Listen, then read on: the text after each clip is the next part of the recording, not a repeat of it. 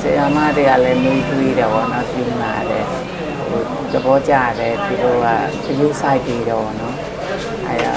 ဝေဒနာပို့ပြီးတက်တာပဲလို့သိရတယ် ဟုတ်ကဲ့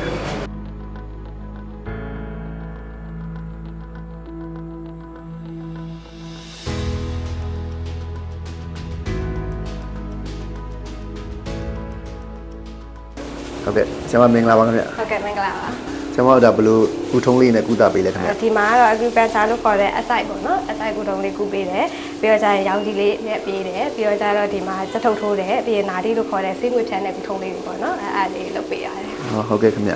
အခုဒီဝေဒနာရှင်အတွက်ပေါ့နော်ဆောင်းရံရှောင်းရံလေးလည်းပြောပြပါအောင်ဆရာ ရှောင်းရံကတော့အဓိကကတော့ပေါ့နော်သူဟာပေါ့ခါနာတာခါကြောညက်တာဖြစ်တဲ့အတွက်အလေးပင်နေမလို့မရဘူးပြီးရင်ပလက်ကလက်ခိုင်းနေထုံးသက်တွေပေါ့နော်အဲ့မျိုးတွေနဲ့ထိုင်လို့မရဘူးတနေရာထဲမှာအချိန်အကြာကြီးထိုင်တာမျိုးလမ်းများကြီးလျှောက်တာမျိုးတွေပေါ့နော်အဲ့မျိုးတွေလုံးလို့မရဘူးပြီးရင်နင်းတာနှိပ်တာပေါ့နော်အရေးကြီးတာအဲ့မျိုးတွေလုံးလို့မရပါဘူးရှင် ဟုတ်ကဲ့ခင်ဗျဒီဝေဒနာကိုပေါ့နော်မကူဘဲနဲ့ထားလို့ရှိရင်နောက်ဆက်တွဲဆိုးကျိုးနေတဲ့ဘာလေးဖြစ်လာနိုင်လဲခင်ဗျ မကူပဲနဲ့ဒီတိုင်းထားမယ်ဆိုရင်တော့နောက်ဆက်တွဲအနေနဲ့ဆိုရင်ဒီအာယုံကြောပြီးရပို့ဆိုးပြီးတော့ပေါ့နော်6လောက်ဒီပူထုံလာမယ်နောက်ပိုင်းဆိုလို့ရှိရင်ဒီထုံရကနေလေးလာရပြီးတော့ကျတော့နောက်ပိုင်းဆိုးဆုံးအဆင့်ဆိုတော့နောက်ပိုင်းလမ်းမလျှောက်နိုင်တဲ့အထိဖြစ်တတ်တယ်ပေါ့နော် ဟုတ်ကဲ့ခင်ဗျကျေးဇူးတင်ပါတယ်ခင်ဗျ ဟုတ်ကဲ့ပါရှင်ဟုတ်ကဲ့